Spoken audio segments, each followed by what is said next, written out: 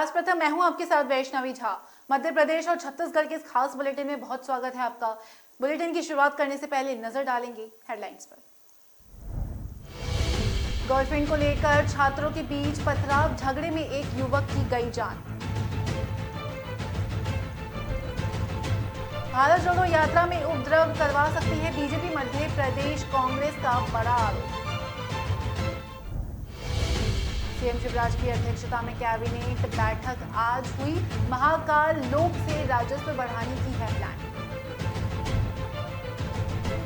Joining कराने के बाद ही वेलकम पार्टी कराया लंच, फिर पुलिस बुलाकर भेजा जेल। और आदिवासी आरक्षण के मुद्दे पर सरकार बुला सकती है विशेष सत्र, सीएम बघेल ने विधानसभा अध्यक्ष को भेजा प्रस्ताव। अब खबरें विस्तार से। गर्लफ्रेंड के चक्कर में एक छात्र की मौत हो गई है। घटना इंदौर के गीता भवन इलाके की है। छात्र के दो गुटों में पथराव हुआ था और पत्थरबाजी चपेट में आए एक छात्र की मौत हो गई। पलासिया थाना पुलिस ने हत्या का मामला दर्ज कर एक छात्र को हिरासत में ले लिया है। अन्य साथी अभी फरार बताए जा रहे हैं और डीएसपी धर्मेंद्र भदौरिया ने बताया कि बड़वानी जिले के निवासी में रहने वाले क्षितिज सोनी की एक लड़की के साथ दोस्ती थी और युवती की दोस्ती के पहले राजदीप नामक छात्र के साथ थी। वहीं सेंधवा के रहने वाले राजदीप की क्षितिज सोनी को युवती से दूर रहने को कहा और दूर रहने की बात पर दोनों के बीच विवाद हो गया। विवाद में दोनों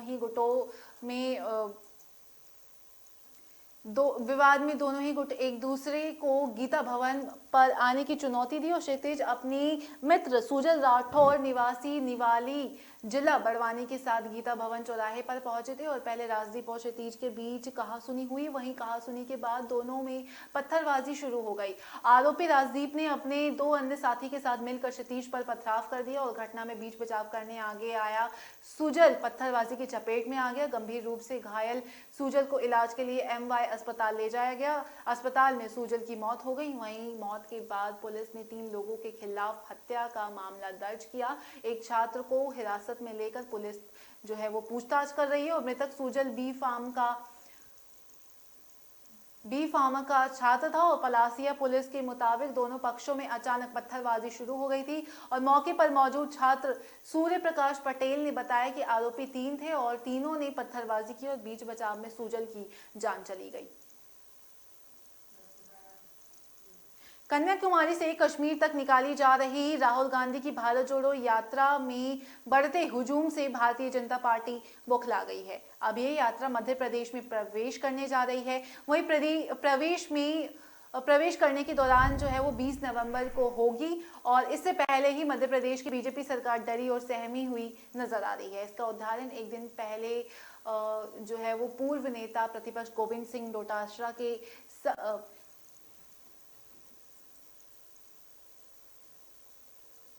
पूर्व नेता प्रतिपक्ष गोविंद सिंह के समक्ष युवक का लोडेड कट्टा जो है वो लेकर पहुंचना था और ये बात सामूहिक रूप से नेता प्रतिपक्ष गोविंद सिंह, पूर्व मंत्री अजय सिंह, अरुण यादव, जयवर्धन सिंह, युवा कांग्रेस प्रदेश अध्यक्ष विक्रांत भूरिया, कांग्रेस नेता के मिश्रा ने संयुक्त रूप से बयान जारी किया।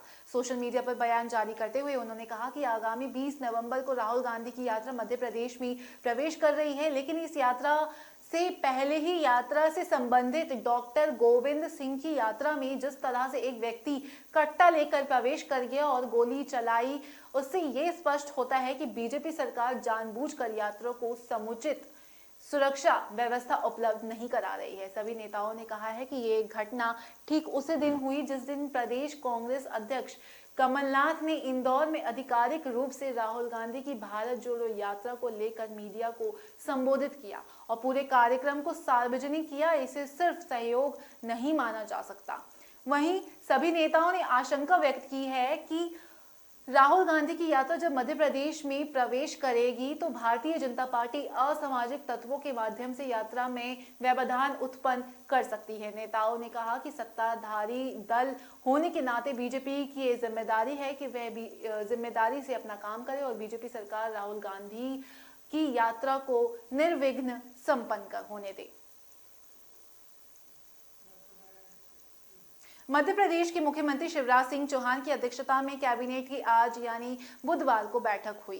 बैठक राजधानी भोपाल में हुई और इस बैठक में कई अहम प्रस्ताव भी रखे गए, जिन पर चर्चा के बाद मंजूरी मिल भी सकती है। और इस बैठक में अहम फैसला उज्जैन के महाकाल लोक का भी आने वाला है। उज्जैन महाकाल लोक के लिए प्रस्ताव तैयार किया गया है और यदि ये वह पास हुआ तो उज्जैन महाकाल लोक जाने वाले श्रद्धालुओं की जेब पर भार आ सकता है। भोपाल में बुधवार को आयोजित होने जा रही कैबिनेट की बैठक में इंदौर उज्जैन मार्ग पर टोल लगाने का प्रस्ताव रखा जाएगा। यदि यह प्रस्ताव पास होता है तो महाकाल लोक के दर्शन करने के लिए आने वाले श्रद्धालुओं को पैसे खर्च करना पड़ सकता है। और इसके अलावा कैबिनेट की बैठक में मछली पालन और उद्यानिकी के लिए नई योजना लॉन्च करने के लिए प्रस्ताव भी रखा जाएगा। इसके अलावा स्टाम्प शुल्क में छूट और पीएबी का नाम कर्मचारी चयन बोर्ड करने, क्रिमिनल ट्रैकिंग योजना की निरंतरता और हवाई पट्टी विस्तार, मोटरयान में शुल्क संशोधन और मुख्यमंत्री युवा अन्य दूत योजना, जीएसटी विक्रय गणना सहित अन्य प्रस्ताव भी इस दौरान रखे जाएंगे।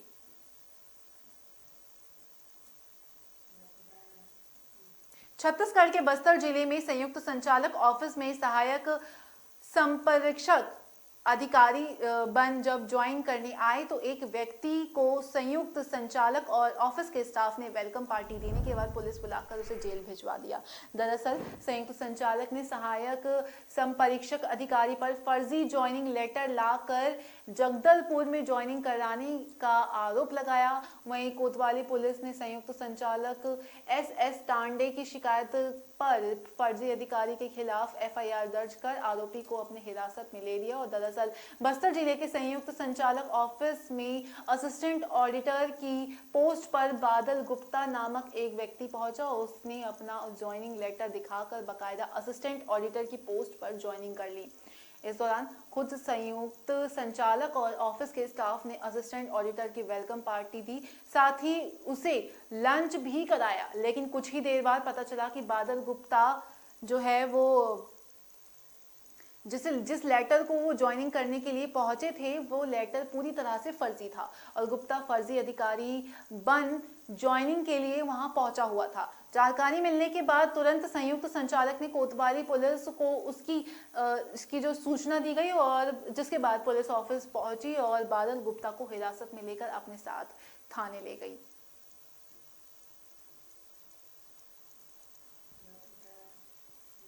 छत्तीसगढ़ में आदिवासी आरक्षण मुद्दों को लेकर छत्तीसगढ़ से एक बड़ी खबर सामने आई, जिसमें ये निकल कर आया कि छत्तीसगढ़ के मुख्यमंत्री भूपेश बघेल ने आदिवासी आरक्षण मुद्दे को लेकर विधानसभा का विशेष सत्र बुलाने के लिए विधानसभा अध्यक्ष डॉक्टर चरणदास महंत को प्रस्ताव भेजा है। वहीं मुख्यमंत्री ने अपने प्रस्ताव में विधानसभा अध्यक्ष को आग्रह किया है कि 1 या 2 दिसंबर को आदिवासी आरक्षण मुद्दे को लेकर विधानसभा का विशेष सत्र बुलाया जाए। वहीं छत्तीसगढ़ के मुख्यमंत्री भूपेश बघेल ने आदिवासी समाज को भरोसा दिलाया कि राज्य में आरक्षण के मामले में आदिवासी निश्चित रहे और उन्हें 32% आरक्षण का लाभ दिलाने के लिए हम हर संभव प्रयास कर रहे हैं।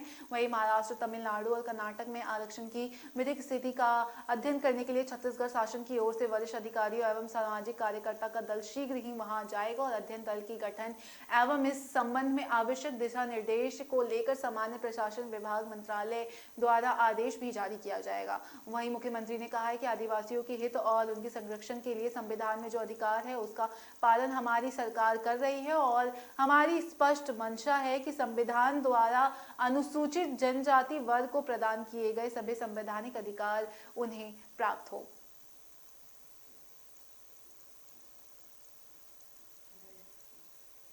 फिलहाल वक्त तो चला एक छोटे से ब्रेक का। ब्रेक के बाद जल्द हाजिर होंगे।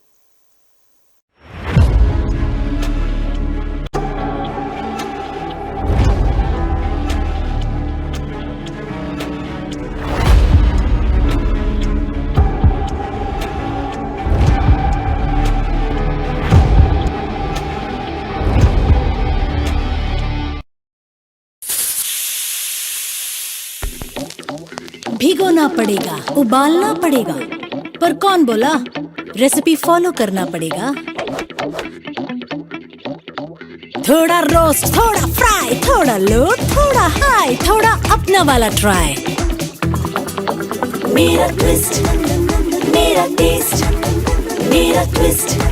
वंडर मसालों की रेंज है तैयार, जिन्हें है आपके ट्विस्ट का इंतजार। अमृतसरी छोले, मेरे वाले छोले। वंडर मसाला, मेरा ट्विस्ट, मेरा टेस्ट।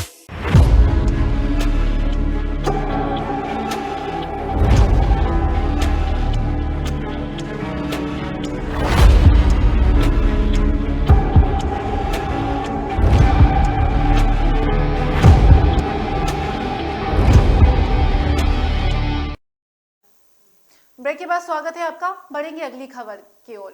मध्य प्रदेश के कट्टी जिले में पिछले 15 दिनों से कम 115 सुअर अफ्रीकी बुखार से संक्रमित पाए गए हैं और उनमें से 85 की मौत हो गई है। एक अधिकारी ने मंगलवार को ये जानकारी दी है। सरकारी पशु चिकित्सक डॉक्टर आर.के. सोनी ने कहा कि सुअरों की अचानक मौत के बाद नमूने 27 अक्टूबर की जांच के लिए भोपाल की एक प्रयोगशाला में भेज दिए गए थे। वहीं उन्होंने कहा कि रिपोर्ट से पता चला कि जानवर अफ्रीकी बुखार से पीड़ित थे और अधिकारी ने कहा कि पिछले 15 दिनों में 115 संक्रमित सुअरों में से 85 की मौत हो गई है। वहीं अफ्रीकी स्वाइन बुखार एक अत्यधिक संक्रामक रक्तस्रावी वायरल रोग है जो सुअरों को प्रभावित करता है, लेकिन जानवरों से मनुष्यों में नहीं फैलता है। डॉक्टर सोनी ने कहा कि सभी सावधानियां बरती गई है और सुअर पालकों को इस बीमारी के बारे में भी सतर्क किया गया है। आपको बता दें कि इससे पहले देश के कई राज्यों में भी ऐसे मामले सामने निकल कर आ चुके हैं और इससे पहले दिल्ली में लगभग 2 दर्जन सुअरों की अचानक मौत हो गई थी। हालांकि सुअरों के मरने की वजह का पता नहीं चल सका था, लेकिन स्थानीय लोगों ने इस बात को लेकर भय है कि कहीं सुअरों से ये मौत किसी बड़े संक्रमण फैलने की शुरुआत तो नहीं है। वहीं कट्टी में पशु चिकित्सा विभाग के प्रभारी उप संचालक आर.के. सिंह ने जानकारी देते हुए बताया कि सुअरों में अफ्रीकी बुखार पाया गया है। 115 सुअरों को चिन्हित किया गया है, जिसमें से 85 सुअर जो है वो मृत मिले हैं।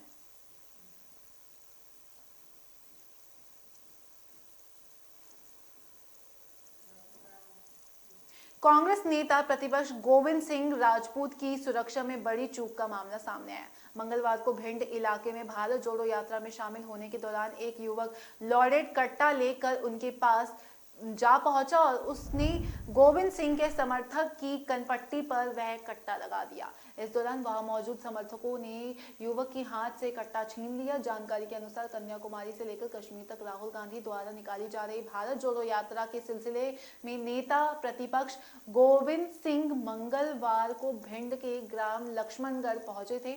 इस दौरान नेता प्रतिपक्ष गोविंद सिंह लक्ष्मणगढ़ में सरपंच दशरथ सिंह के घर पर बैठे थे। तभी एक युवक उनके पास लोडेड कट्टा लेकर पहुंच जाता है और युवक ने कट्टा गोविंद सिंह के समर्थक और सरपंच के पुत्र की कनपट्टी पर लगाया। इससे पहले कि वह युवक फायरिंग करता, वहां मौजूद लोगों ने उसके हाथ से कट्टा छीन लिया और इस मामले के बाद नेता प्रतिपक्ष ने ग्वालियर क्षेत्र में सुरक्षा व्यवस्था पर सवाल उठाए। वहीं गोविंद सिंह राजपूत ने घटना की जानकारी देते हुए बताया कि मध्य प्रदेश में कानून व्यवस्था पूरी तरह से चौपट हो चुकी है।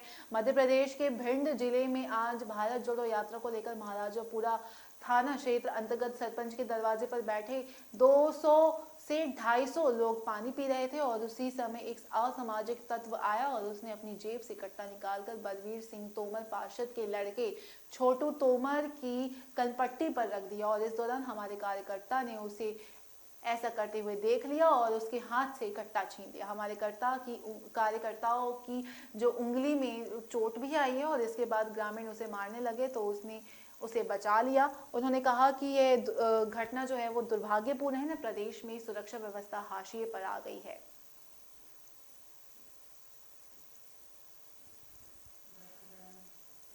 छत्तीसगढ़ के दुर्ग जिले में नेशनल हाईवे पर लगभग 4 सालों से बन रहे 4 फ्लाईओवर ब्रिज की शुरुआत करने के लिए डेडलाइन जारी कर दी गई है। वहीं दुर्ग कलेक्टर पुष्पेंद्र मीना ने एनएच के अधिकारियों की समीक्षा बैठक भी की और साथ ही 4 ओवरब्रिज का काम जल्द पूरा करने के निर्देश दिए। इसके बाद एनएच के अधिकारियों ने कलेक्टर से कहा कि अगले साल अप्रैल तक 4 ओवरब्रिज शुरू हो जाएगा और समीक्षा की बैठक के दौरान कलेक्टर पुष्पेंद्र मीना ने एनएच के अधिकारियों से इस दौरान सवाल जवाब भी किया, जिस पर कलेक्टर ने जो है उनको निर्देश दिया कि काम जो है वो जल्द से जल्द पूरा किया जाए। वहीं कलेक्टर ने लगातार मॉनिटरिंग कर ये काम समय सीमा से पूरा करने का भी निर्देश दिया है। साथ ही उन्होंने ये भी कहा कि कार्य गुणवत्तापूर्ण हो ताकि ट्रैफिक में किसी तरह का कोई बाधा ना आए। कलेक्टर ने एनएच के अधिकारियों को निर्देशित किया कि किसी भी तरह से ट्रैफिक बाधा नहीं होनी चाहिए और जहां पर मर्जिंग पॉइंट है वहां पर डामरीकरण भी करा दे, वहीं ट्रैफिक स्मूथ हो सके।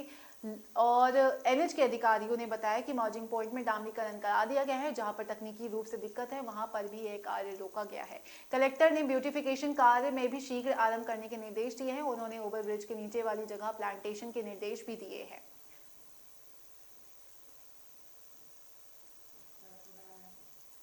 छत्तीसगढ़ के मुख्यमंत्री भूपेश बघेल ने कार्तिक पूर्णिमा पर सुबह 5 बजे खारून नदी में स्नान किया था। इस दौरान उन्होंने ठंडे पानी में डुबकी लगाई थी। उनकी हर साल की तरह इस साल भी गुलाटी शानदार रही थी। मुख्यमंत्री गुलाटी मारकर पानी में कूद गए थे। उनको गुलाटी मारते हुए जिन लोगों ने पहली बार देखा वह सब दंग रह गए। इसके बाद मुख्यमंत्री भूपेश बघेल ने हटकेश्वर महादेव का दर्शन भी किया था इस दौरान। और दरअसल मुख्यमंत्री भूपेश बघेल ने कार्तिक पुन्नी के अवसर पर सुबह रायपुर के महादेव घाट पहुंचकर खारून नदी में कार्तिक पूर्णिमा पर स्नान कर प्रदेशवासियों की सुख समृद्धि की कामना भी की थी। और इस अवसर पर उन्होंने कहा था कि हमारे यहाँ धार्मिक, सांस्कृतिक और सामाजिक परंपरा का निर्वहन किया जाता है। पुन्नी मेला के अवसर पर यहाँ लोग आते हैं और पुन्नी मेला हमारे प्राचीन परंपरा है, हमारे छत्तीसगढ़ के गांव शहरों की परंपरा का हिस्सा है। कार्तिक महीने में सुबह का स्नान और शिवजी पर जल चढ़ाने की परंपरा रही है। आज से गांव के घाटों में मेले का आयोजन भी जो है वो कार्तिक पूर्णिमा से शुरू हो गया छत्तीसगढ़ में।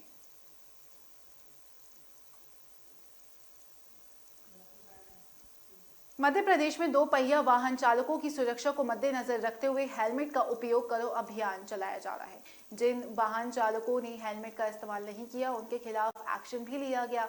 राज्य में 1 लाख से ज्यादा वाहन चालकों के चालान भी काटे गए। अतिरिक्त पुलिस महानिदेशक पीटीआर आईजी जनार्दन ने बताया कि 2 पहिया वाहन सवारों की सुरक्षा के लिए हेलमेट का अनिवार्य उपयोग सुनिश्चित करने के लिए समग्र प्रयास किए जा रहे हैं। उन्होंने कहा है कि हेलमेट के उपयोग के लिए जागरूकता अभियान के साथ ही वाहन अधिनियम में कार्रवाई भी की जा रही है और 1 लाख से अधिक 2 पहिया वाहन सवारों के विरुद्ध कार्रवाई भी की गई है। और एडीजी जनार्दन ने बताया कि बगैर हेलमेट के वाहन सवारों की सड़क दुर्घटना में होने वाली जनहानि को रोकने के लिए विशेष जागरूकता अभियान पुलिस और परिवहन विभाग द्वारा चलाया जा रहा है और इसके लिए आवश्यक दिशा निर्देश भी सभी शासकीय कार्यालयों और शैक्षणिक स्थानों को जारी किए गए हैं। Automobile shop, hotel, dhaba, restaurant, mall, लाइसेंसी शराबों की दुकानें, पार्किंग संचालकों और वहीं पेट्रोल पंपों को बगैर हेलमेट धारण किए हुए वाहन सवारों को सेवा न उपलब्ध कराने के लिए भी निर्देश जो है वो दिया गया है।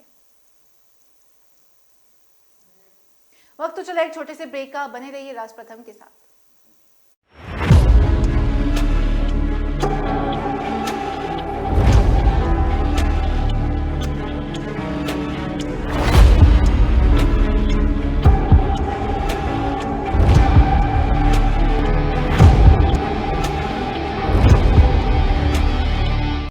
चंद्रू, कहाँ ले जा रहा मुझे?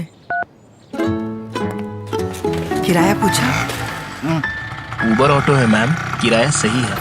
जो सोचे जो चाहे वो करके दिखा दे। किराए पर नोक झोंक छोड़ो, उबर ऑटो से बस सोचो और चल पड़ो। उबर, बस सोचो और चल पड़ो।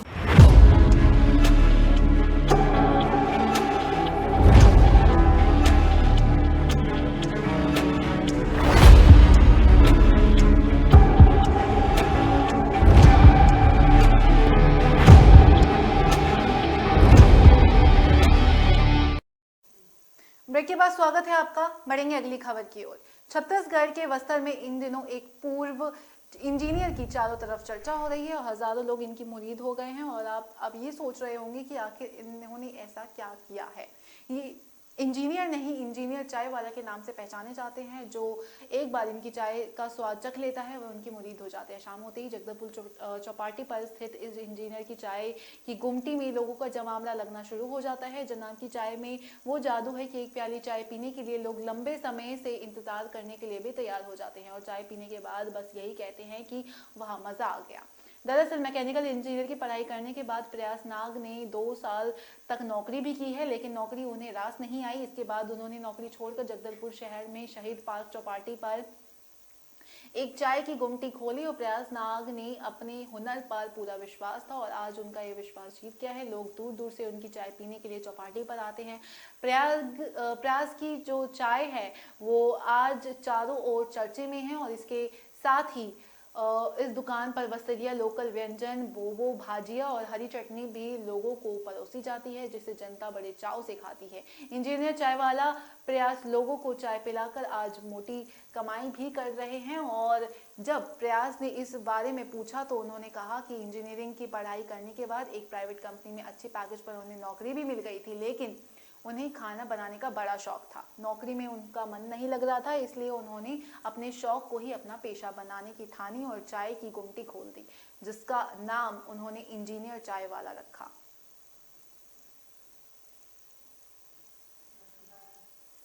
केंद्रीय सड़क परिवहन मंत्री नितिन गडकरी को जनता के सामने माफी मांगनी पड़ी।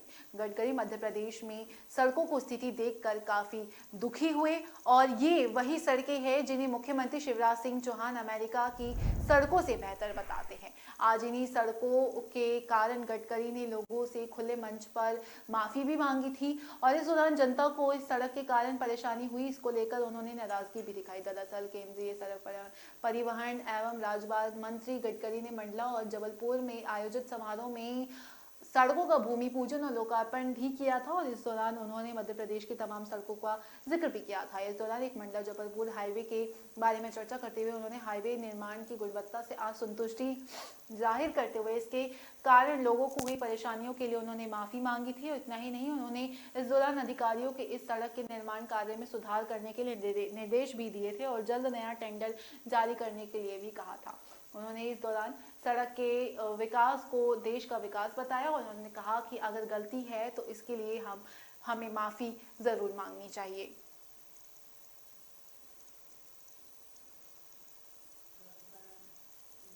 छत्तीसगढ़ प्रदेश में एक साल में विधानसभा चुनाव होने हैं, जिसको लेकर विपक्षी दल बीजेपी सत्ता में वापसी के प्रयास शुरू कर दिए गए हैं। इसी कड़ी में कुछ महीने पहले ही बीजेपी प्रदेश अध्यक्ष बनी अरुण साव पहली बार सरगुजा संभाग मुख्यालय अंबिकापुर पहुंचे। गौरतलब है कि सरगुजा छत्तीसगढ़ का एक आदिवासी बहुल इलाका है। यहाँ की 14 विधानसभाएं छत्तीसगढ़ की एक सत्ता की चाबी मानी जाती है। ऐसे में बीजेपी प्रदेश अध्यक्ष अरुण साव का ये दौरा कई मायनों में अहम माना गया।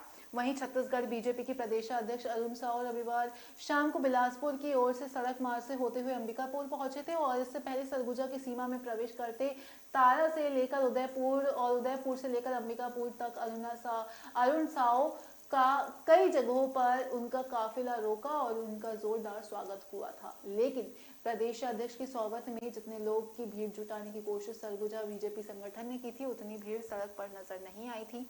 हालांकि स्वागत के इस कार्यक्रम में आखिरी स्वागत अंबिकापुर की घड़ी चौक पर पहुंचा था और जहां मीडिया की औपचारिक बात में बीजेपी प्रदेश अध्यक्ष ने कहा कि प्रदेश में बढ़ रहे अपराध, अराजकता और वादा खिलाफी करने वाली सरकार के खिलाफ बीजेपी का हर कार्यकर्ता से सड़क से सदन तक लड़ाई लड़ेगी और प्रदेश की सत्ता में एक बार फिर बीजेपी सरकार बनाएगी।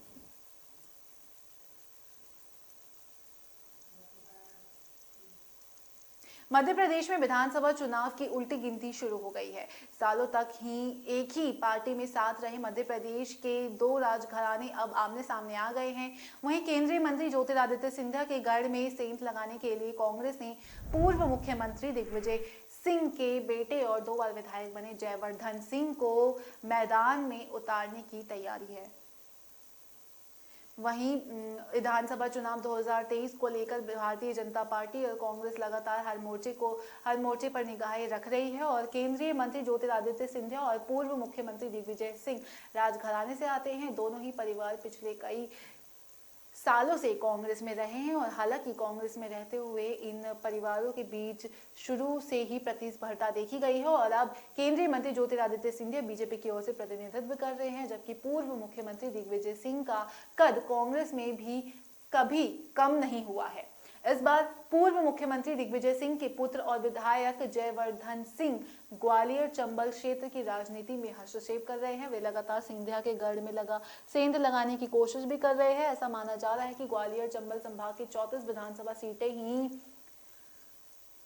सत्ता की कुंजी है और इन सीटों पर जिस पार्टी का दबदबा रहा है वे राजधानी भोपाल पर राज करेगी। पूर्व मंत्री जयवर्धन सिंह ग्वालियर चंबल संभाग के दौरे के दौरान ये बयान दिया है और जो कांग्रेस पार्टी के बिकाऊ थे वे चले गए हैं, जो टिकाऊ हैं वे संघर्ष कर रहे हैं। इस बयान को लेकर बवाल मच गया था। वहीं केंद्रीय मंत्री ज्योतिरादित्य सिंधिया ने पूर्व मुख्यमंत्री दिग्विजय सिंह के घराने में पुरानी प्रतिस्पर्धा चली आ रही है और ये प्रतिस्पर्धा कुछ दशक नहीं बल्कि सदियों पुरानी है।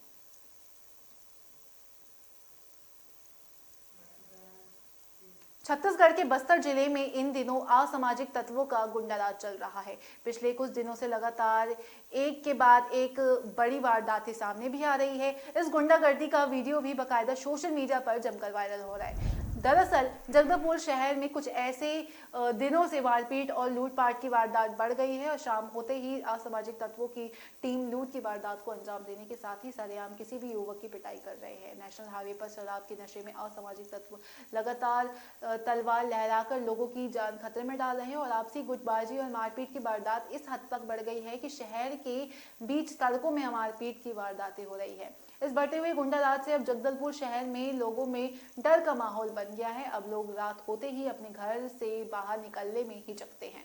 वहीं बस्तर जिले के जगदलपुर शहर में पिछले 3 दिनों में एक के बाद एक 4 बड़ी वारदातें भी हुई। पहली वारदात शहर के पीजी कॉलेज में हुई, जहां 2 युवाओं के बीच हुई लड़ाई गैंग वॉर में बदल गई। वहीं दोनों ही गुटों में इतना लात घुसे चले कि कई युवा इस मारपीट की घटना में घायल हो गया। हालांकि पुलिस ने भी कार्रवाई के नाम पर सिर्फ खाना पूर्ति ही की, जिसके चलते एक आरोपी युवक आसानी से छूट गया। और दूसरी घटना नेशनल हाईवे 30 में हुई, जहां एक युवक शाम 7 बजे के बीच आने जाने वाले राहगीरों पर तलवार लहराता रहा। काफी देर तक युवक ने नेशनल हाईवे पर खड़े होकर बाइक सवार लोगों और कार सवार लोगों पर तलवार लहरा रहा था। हालांकि जैसे तैसे राहगीर इस तलवारबाज युवक से बचकर निकलता रहा। वही किसी को चोट नहीं आई। पुलिस के यहां पहुंचने से पहले ही तलवारबाज युवक मौके से फरार हो गया। और तीसरी वारदात शहर के चांदनी चौक में हुई, जहां रात 9 बजे 2 युवक के ऊपर 20 से ज्यादा युवक हावी हो गए थे।